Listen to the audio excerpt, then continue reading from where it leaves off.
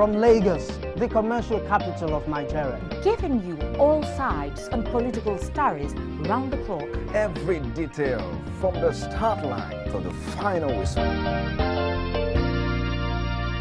CoreTV News, expanding your view.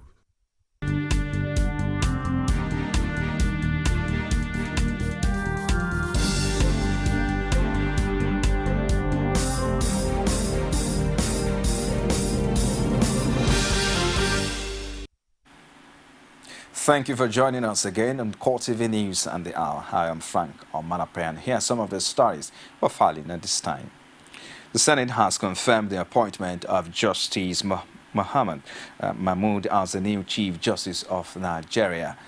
This is to replace the ongoing CJR's Justice Aloma Mukhtar, who is retiring on November 20 when she attains the mandatory retirement age of 70 years.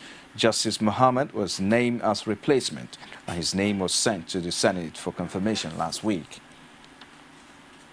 Nobel laureate Wole Soyinka says the federal government's effort aimed at rescuing the Chibok girls and the approach towards the fight against insurgents is poor.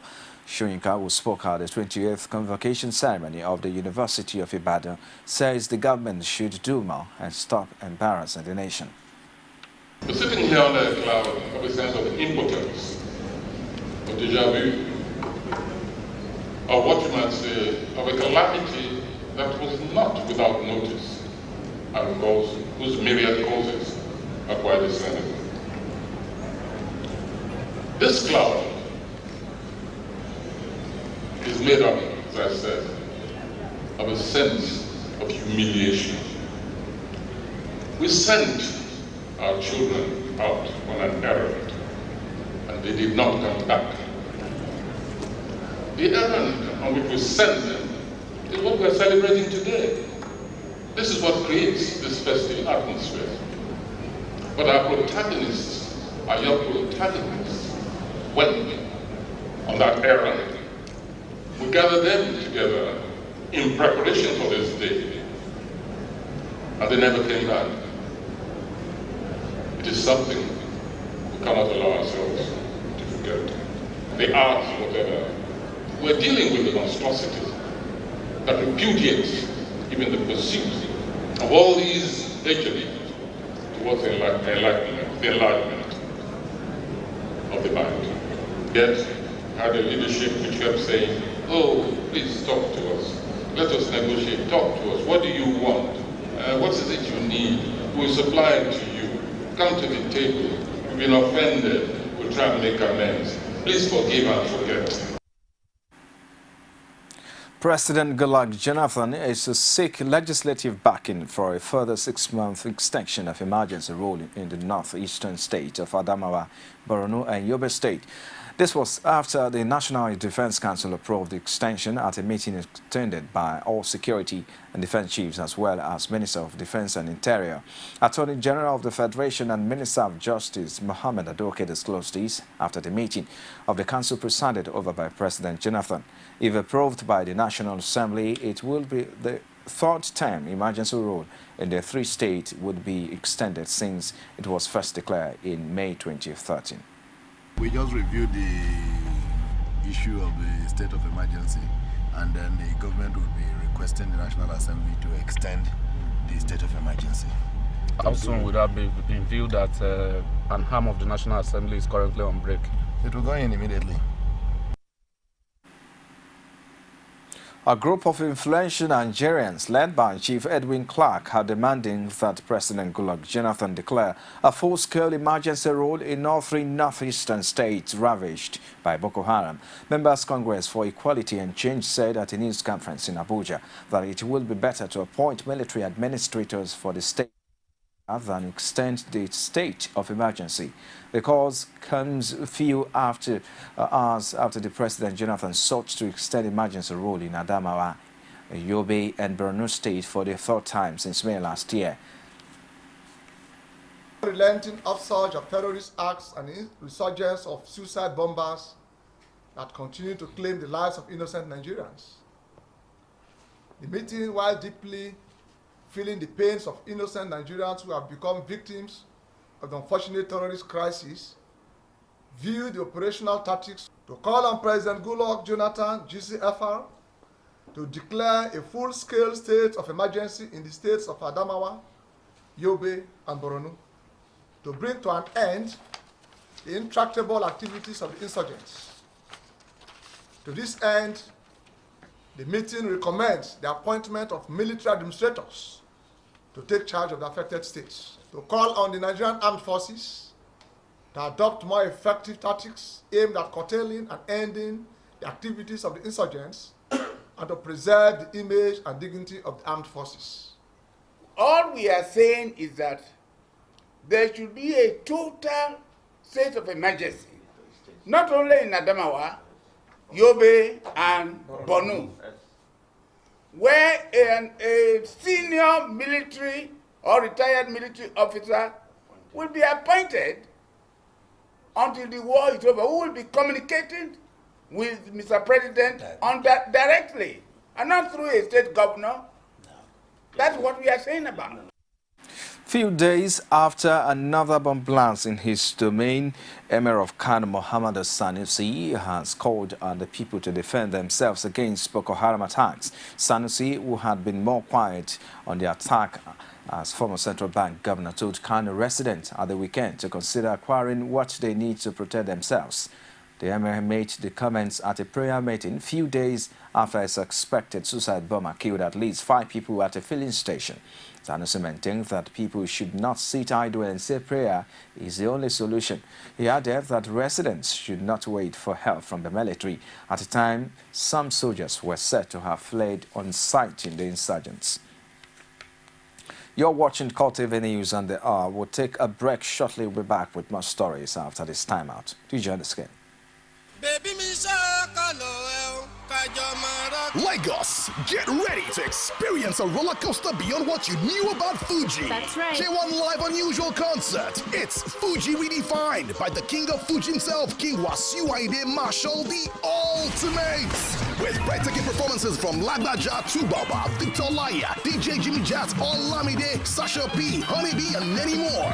K1 Live Unusual, 21st of November at the Eco Hotel Convention Center. Hosted by King of Comedy, Alibaba, and Comedy by Bucci. Red carpet starts at 7 p.m. Tickets 10,000. Premium table 1 million. VIP table 2 million. State box 5 million. Think you can handle it? Tickets available at Niger Ticket Shop outlets in the Hotel and Suites, Silverbed Cinemas in VI, Ikeja City Mall and Ozone Cinema in Yaba, or online at NigerTicketShop.com. For table bookings, call 09025 K1 Live or 0902551 5483. Email glproductions@sodiumng.com. Supported by Lagos State Government, LASA, Beat, Niger, Classic FM, Hip TV, Ray Power, Kenny's Music, Prime Time, BHM, Mega Screen, and EEC. K1 Live Unusual. Get down. Fuji Redefined.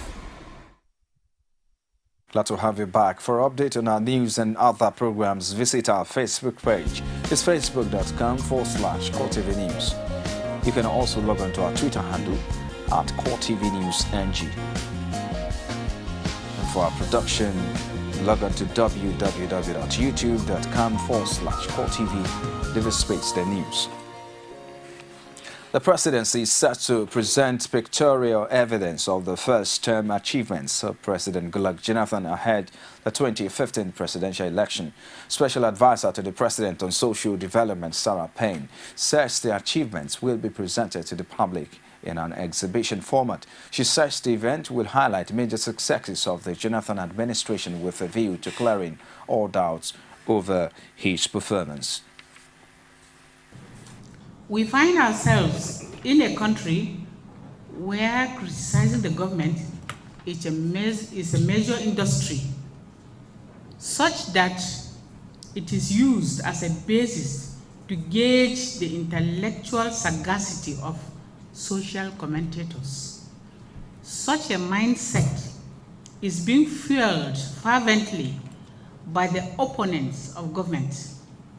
While it is more important for government to provide goods and services to its people, it is also important that the people are well informed about the activities of government to enable them express opinions that should influence further government action.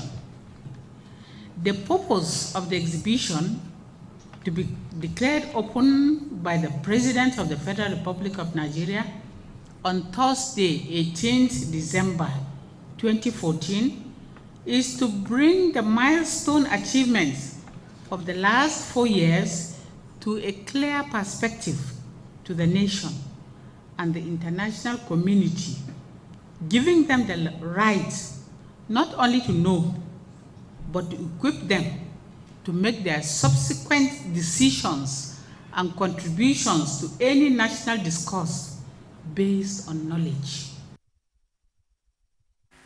Speaker of the House of Representatives, Aminu Tambuwal, has withdrawn one of the suits he filed against the Attorney General of the Federation and Inspector General of Police over withdrawal of his security details. The suit was struck out by a federal high court in Abuja following an oral application by one of the Tambuwal's lawyers, Tuji Abayomi, to withdraw the suit. He told the court that the Speaker instructed him to do so. Justice Ahmad Mohammed subsequently struck out the suit, but also fixed November 27 for hearing on an amendment filed by the Speaker, Aminu Tambuwal. After the last proceedings, we went into another session, counsel representing the plaintiffs, and we're of the view at the end of the day that we need to streamline the matter really in controversy. What is the matter in controversy? It is, simply put, has the Inspector General of Police the power to constitute himself into a court and decide whose office whose tenure has expired. Can PDP or any other person take the laws into their hands and say, well, they are determining the tenure of the Speaker of the House of Representatives? So this is the lone issue before the court, and let us hear what the court will say. The Speaker brought an application to amend his case, which would not object. That has been amended, and we are entitled to make a consequential amendment within 7 days. So the case has been adjourned to 28th of this month for hearing. Isn't this another way to buy time? If it is to buy time, you know who is buying time. It is a person who is always amending that is buying time. We are ready. We have not brought an application to amend anything. So if they are ready today, we are ready today. A former Vice President Atiku Abubakar has handed over the presidential nomination forms he picked up at the beginning of the month to the national leadership of the All Progressive Congress. The presidential aspirant, who was the first to collect the form, was accompanied by a number of APC functionaries to submit the two forms at the party secretariat in Abuja. Speaking at a brief event, the former vice president pledged to remain loyal to the party regardless of the outcome of the primary.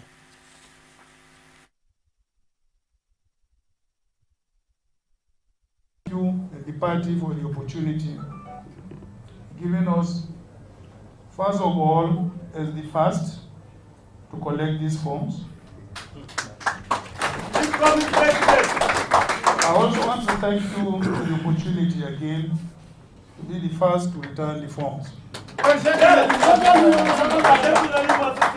And let me assure you, Mr. Chairman, we will continue to be loyal and dedicated party members, no matter the outcome of this. First to take your forms, first to return your forms. What one can say about that is that you have properly exemplified what the APC stands for today. Thoroughly organized, well organized, and seeking to be the first in everything. Putting this country first, putting first as its first priority the welfare of the people of this country. That is what your action today has exemplified for the nation generally. Thank you, sir. Director General of Progressive Governors Forum, Salih Lukman has submitted his governorship nomination form at the Kaduna State Secretariat of the All Progressive Congress. Speaking later to journalists, Lukman said he decided to join the race in order to bring his wealth of experience as an administrator and an activist to bear on governance. He is the younger brother of late former Petroleum Minister Rewan Lukman.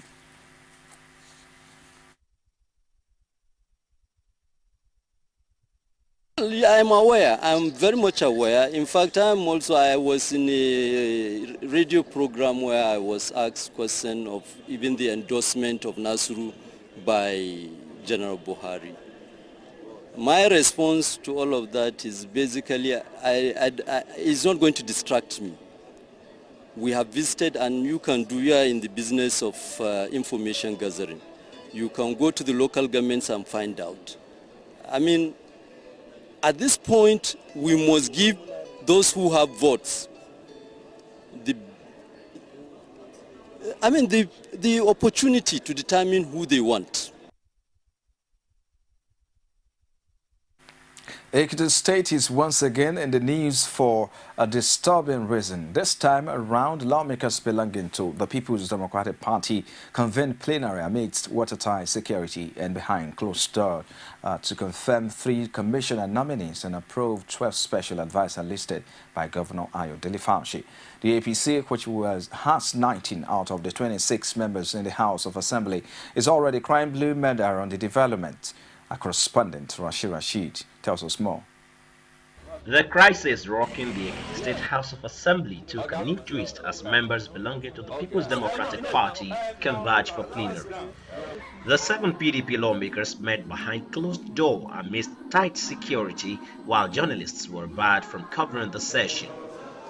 At the end of the session, 3 commissioner nominees were confirmed alongside the approval of 12 special advisors. The PDP lawmakers also gave the governor go-ahead to inaugurate caretaker officials for the 16 local government areas of the state. The APC in the state described the development as a raid on the constitution. The governor has sent a letter to the House that has been read in our last sitting of 11th November.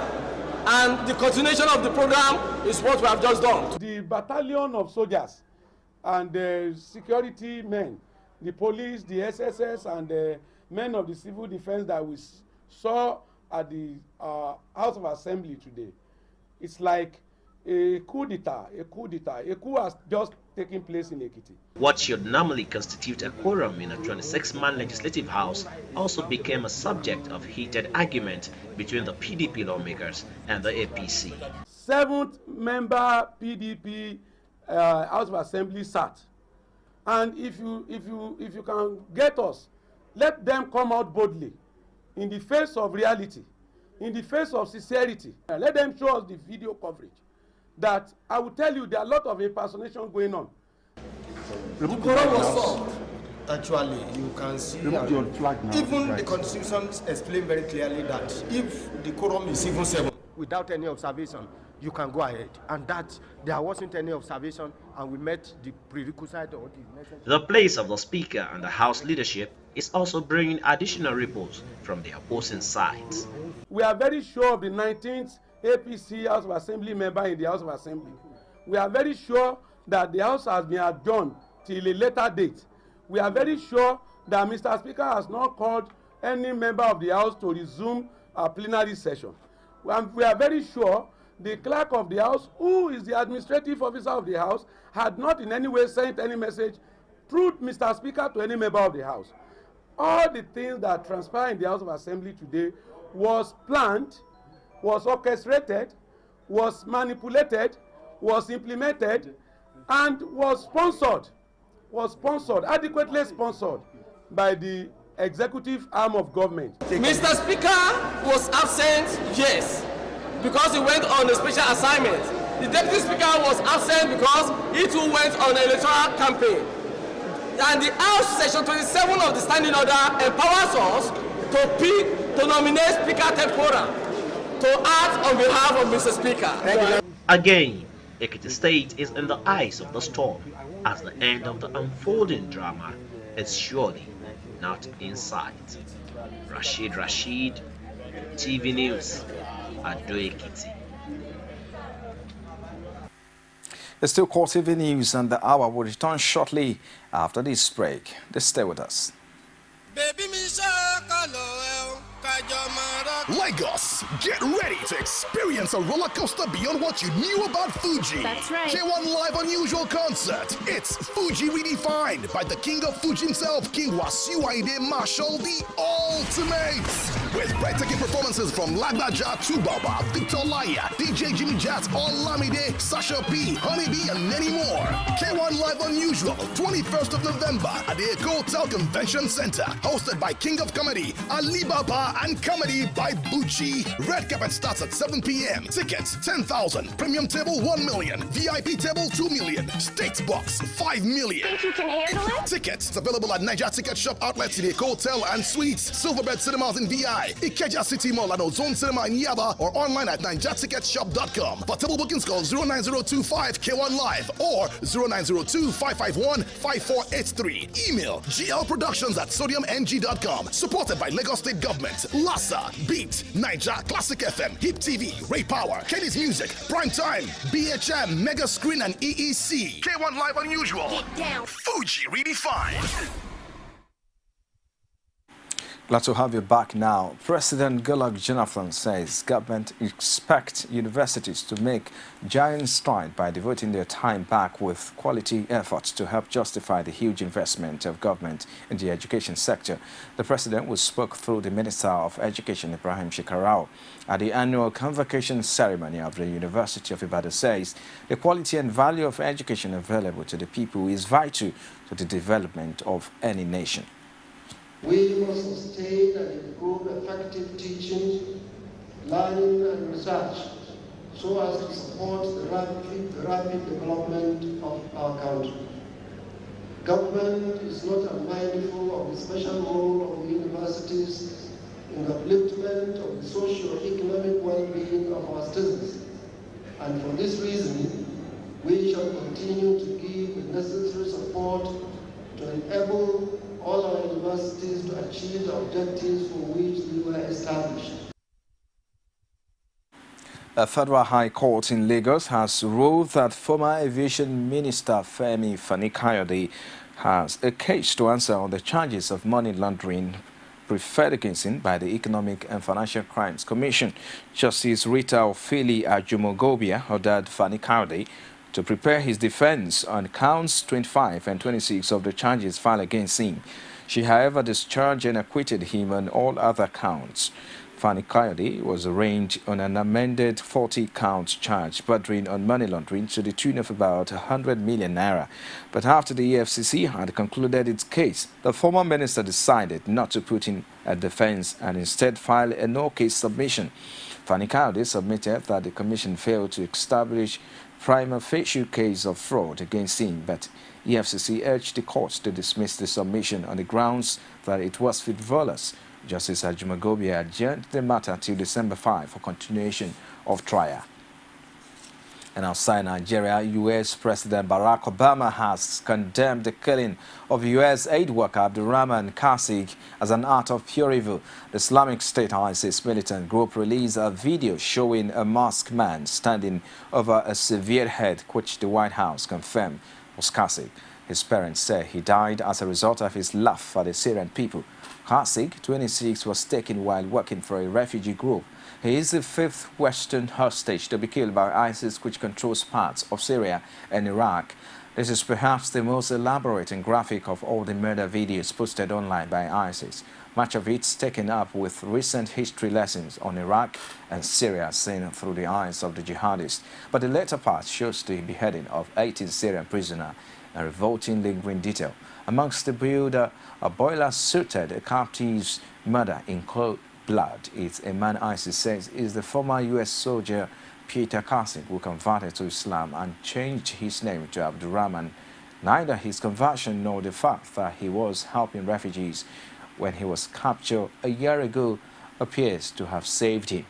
Kasig's murder is a sign of frustration after ISIS militants are unable to hit back at the coalition airstrikes that have driven them off key sites like the Mosul and Haditha dams and prevented them from seizing the town of Kobani.